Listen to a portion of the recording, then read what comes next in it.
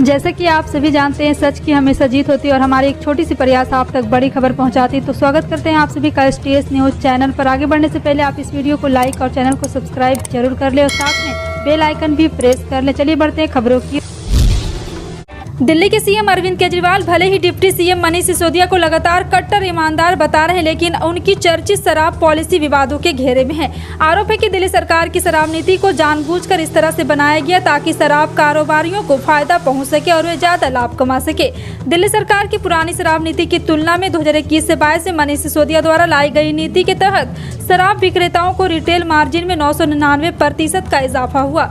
शराब घोटाले में दिल्ली के उप मुख्यमंत्री मनीष सिसोदिया के खिलाफ ईडी समेत जांच एजेंसियों द्वारा की गई जांच में सामने आया है कि नई आबकारी नीति लाए जाने के बाद शराब कारोबारी लगभग 1000% का मुनाफा कमा रहे थे। भारतीय जनता पार्टी के नेता टी राजसी को पैगंबर मोहम्मद पर विवादित टिप्पणी के आरोप में हैदराबाद पुलिस ने एक बार फिर गिरफ्तार कर लिया है। उन्हें भारी प्रदर्शनों के बीच 23 अगस्त को पुलिस ने गिरफ्तार किया था। हालांकि उन्हें कोर्ट से उसी दिन जमानत मिल गई थी, लेकिन आपको बता दें कि बाद प्रदर्शन और तेज हो गया और प्रदर्शनकारी उनके खिलाफ गिरफ्तारी की मांग कर रहे। 23 अगस्त को बीजेपी ने भी राजसी के पार्टी से निलंबित कर दिया और नोटिस जारी कर जवाब मांगा। उन्हें क्यों नहीं निष्कासित किया गया। हैदराबाद के गोसामहल विधानसभा क्षेत्र से विधायक राजा सिंह अपनी कट्टर धार्मिक बयानबाजी के लिए जाने जाते हैं और इस वजह से सुर्खियों में बने रहते हैं। उत्तर प्रदेश में बीजेपी प्रदेश अध्यक्ष के नाम को लेकर लंबे वक्त से चल रही अटकलें अब खत्म हो गई है। बीजेपी ने राज्य में नए प्रदेश अध्यक्ष का नाम का ऐलान कर दिया। बीजेपी के महासचिव अरुण सिंह द्वारा जारी एक चिट्ठी में गुरुवार को नाम का ऐलान किया गया। पार्टी ने यूपी की कमान भूपेंद्र सिंह चौधरी को दी है। यूपी के बीजेपी नए प्रदेश अध्यक्ष को लेकर लंबे समय से अटकलें चल रही थी। इस दौरान राज्य के डिप्टी सीएम केशव प्रसाद मौर्य, दिनेश शर्मा, श्रीकांत शर्मा, बस्ती से सांसद हरीश द्विवेदी, कन्नौज से सांसद सुब्रत पाठक और केंद्रीय मंत्री BL वर्मा के नाम प्रमुखता से चल रहा था, लेकिन तमाम अटकलों के बीच आखिरकार बीजेपी यहां पार्टी के नए अध्यक्ष का ऐलान कर दिया है। चुनाव आयोग की ओर से झारखंड के राज्यपाल रमेश बैस को मुख्यमंत्री हेमंत सोरेन की विधानसभा सदस्यता रद्द करने की सिफारिश सुर्खियों में है। इस बीच झारखंड से सीएमओ की ओर से कहा गया है कि चुनाव आयोग या फिर राज्यपाल से इस संबंध में कोई संचार प्राप्त नहीं हुआ है।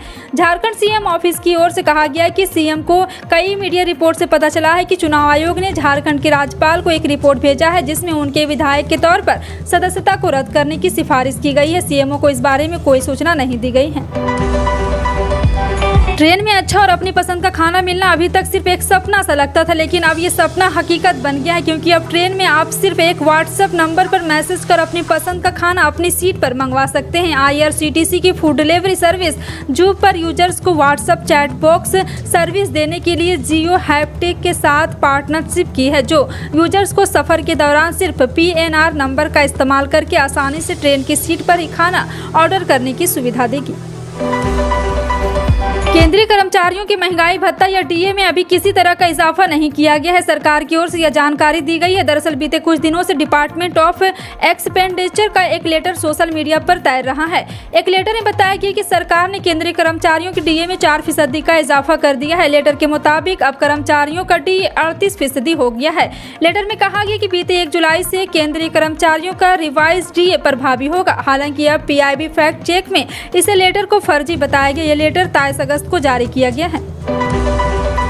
प्रधानमंत्री नरेंद्र मोदी ने गुरुवार को वीडियो कॉन्फ्रेंसिंग के जरिए सभी राज्यों और केंद्र शासित प्रदेशों के श्रम मंत्रियों के साथ राष्ट्रीय श्रम सम्मेलन को संबोधित किया है। और आपको बता दें कि समाचार एजेंसी NI के मुताबिक इस सम्मेलन को संबोधित करते हुए PM मोदी ने कहा कि अमृतकाल के हमारे सपनों को पूरा करने में भारत की श्रम शक्ति अहम भूमिका निभाएगी। PM मोदी ने कहा कि राष्ट्रीय श्रम सम्मेलन के दौरान विचार विमर्श के जरिए देश के श्रम क्षेत्र को बल मिलेगा। संगठित और असंगठित क्षेत्र में काम करने वाले लोगों के लिए लाई गई विभिन्न योजनाओं के जरिए श्रमिक को उत्थान होगा। कांग्रेस नेता राहुल गांधी अपनी भारत जोड़ो यात्रा के दौरान केरल में समाज के विभिन्न वर्गों से मिलेंगे, जिनमें युवा, किसान समूह, मछुआरे, गरीब और हंसी के लोग शामिल हैं। केरल प्रदेश कांग्रेस कमेटी के कार्यकारी प्रमुख और यात्रा के राज्य समन्वयक कोडिकुन्नील सुरेश ने बृहस्पतिवार को बताया कि यात्रा केरल के 7 जिलों में 19 दिनों में 450 किलोमीटर की दूरी तय करेगी। कांग्रेस सांसद ने कहा कि यात्रा 11 सितंबर को दक्षिणी राज्य में पहुंचेगी और हर दिन राहुल गांधी और करीब 300 समर्थकों का उनका 2 पालियों में 25 किलोमीटर पैदल चलेगा। पहली पाली सुबह 7 बजे से 10 बजे तक होगी और दूसरी शाम 4 बजे से शाम 7 बजे तक होगी। टाटा पावर के ग्राहकों के लिए अच्छी खबर है। Power distribution company Tata power Delhi distribution limited Delhi के अपने ग्राहकों को एकदम सटीक बिजली बिल उपलब्ध कराने के लिए कदम उठाए। इसके तहत कंपनी मीटर रीडिंग के लिए ऑप्टिकल कैरेक्टर रिकॉग्निशन का उपयोग करेगी। कंपनी ने कहा है कि इससे एक तरफ जहां ग्राहकों को सही बिजली बिल मिलेगा, वहीं कंपनी का नॉन टेक्निक घाटा कम होगा। कंपनी अपने कार्य क्षेत्र और उत्तर पश्चिमी दिल्ली में ग्राहकों के लिए आर्टिफिशियल इंटेलिजेंस आधारित OCR टेक्नोलॉजी के उपयोग के लिए एनीलाइन के साथ भागीदारी की है। पानीपत जिले में रविवार को राष्ट्रीय जन उद्योग व्यापार संगठन हरियाणा की मीटिंग आयोजित हुई, जिसका मुख्य मुद्दा पेट्रोल पंपों पर हो रही लूटपाट पर पुलिस की कार्रवाई कर रहा हरियाणा पेट्रोल पंप के राज्य अध्यक्ष संजीव चौधरी ने बताया कि मीटिंग में 3 बड़े फैसले लिए गए हैं। 26 अगस्त को सोनीपत जिले में सभी पेट्रोल पंप बंद करेंगे। 26 अगस्त से ही हरियाणा पुलिस के सभी पंपों पर उधारी बंद कर दी जाएगी।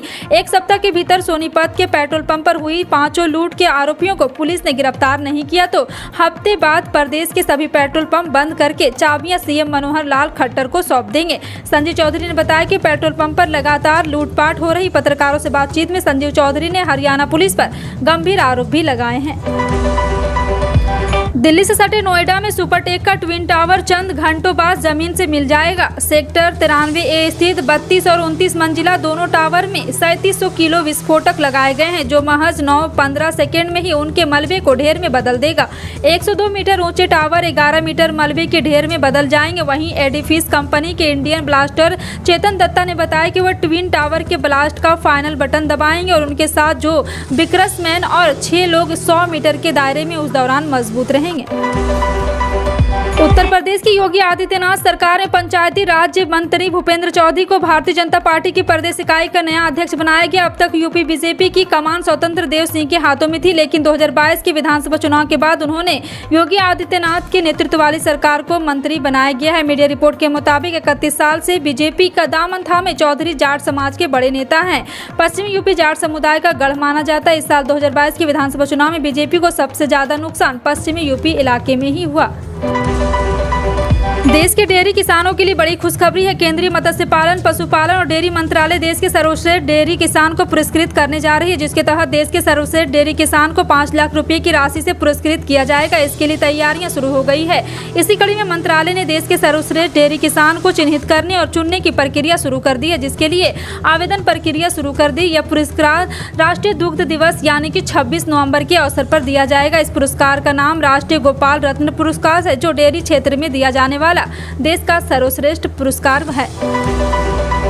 10,000 टेलीकॉम टावर बेचने की तैयारी में है BSNL। जी हां, दिल्ली, मुंबई समेत देश भर में सेवा देने वाली कंपनी BSNL के पास मौजूदा समय में लगभग 70,000 टेलीकॉम टावर्स का बड़ा नेटवर्क है, जिसमें से 10,000 टेलीकॉम टावर बेचने की तैयारी कर रहा है। प्रधानमंत्री किसान सम्मान निधि योजना के पात्र किसान ध्यान दें कि अनिवार्य KYC पूरा करने का समय सीमा 31 अगस्त तक है। इसलिए जिन किसानों ने अभी तक अपनी KYC औपचारिकता पूरी नहीं की है, उन्हें अगले सप्ताह तक ऐसा करना होगा। प्रक्रिया एक OTP आधारित है। प्रधानमंत्री किसान सम्मान निधि योजना के तहत सरकार ने पहले अनिवार्य KYC को पूरा करने का समय सीमा 31 जुलाई 2022 तय की थी। हालांकि फिर इसे बढ़ाया गया और अभी भी काफी लोगों ने इसे पूरा नहीं किया। अब आप एक आसानी से नीचे समझाए गए तरीकों का KYC का इस्तेमाल कर सकते हैं। देश में राजस्थान, गुजरात, हरियाणा के साथ ही पंजाब के पशु भी लंपी स्किन डिजीज और अफ्रीकन स्वाइन फीवर से पीड़ित है। पशुओं को तेजी से संक्रमित कर रही इस बीमारी को लेकर पंजाब सरकार ने वेटरनिटी इंस्पेक्टरों की नियुक्ति की है। पंजाब के पशुपालन, मछली पालन और डेयरी विकास मंत्री लालजीत सिंह भुल्लर ने 29 वेटरनिटी इंस्पेक्टरों को नियुक्ति पत्र सौंपा है। नियुक्ति पत्र देते हुए पशुपालन मंत्री ने बताया कि विभाग में भर्ती किए जा रहे 148 वेटरनिटी इंस्पेक्टरों में से जिन उम्मीदवारों की वेरिफिकेशन पूरी हो चुकी है, उनको आज नियुक्ति पत्र दिए हैं और वेरिफिकेशन प्रक्रिया पूरी होने के बाद बाकी बचे 119 अन्य उम्मीदवारों को आने वाले दिनों के दौरान नियुक्ति पत्र दिए जाएंगे। प्रधानमंत्री मोदी ने वीडियो कॉन्फ्रेंसिंग के माध्यम से सभी राज्य और केंद्र शासित प्रदेशों के श्रम मंत्रियों के साथ राष्ट्रीय श्रम सम्मेलन को भी संबोधन किया। इस दौरान प्रधानमंत्री नरेंद्र मोदी ने कहा कि अमृतकाल में विकसित भारत के निर्माण के लिए हमारे जो सपने हैं, जो आकांक्षाएं हैं, उन्हें साकार करने में भारत की श्रम शक्ति की बहुत बड़ी भूमिका है। इसी सोच के साथ देश संगठित और असंगठित क्षेत्र में काम करने वाले करोड़ों श्रमिक साथियों के लिए निरंतर काम कर रहा है। प्रधानमंत्री नरेंद्र मोदी ने अपने संबोधन में कहा कि देश का श्रम मंत्रालय अमृतकाल में वर्ष 2047 2044 के लिए अपना विजन भी तैयार कर रहा है। फिलहाल आपका इन सभी खबरों पर क्या कहना है, कमेंट सेक्शन में टाइप करके जरूर बताएं। इसी तरह की पल पल की अपडेट जानने के लिए जुड़े रहें आप अपने NTS न्यूज चैनल से। मिलते हैं अगली बड़ी खबर में, तब तक के लिए जय हिंद।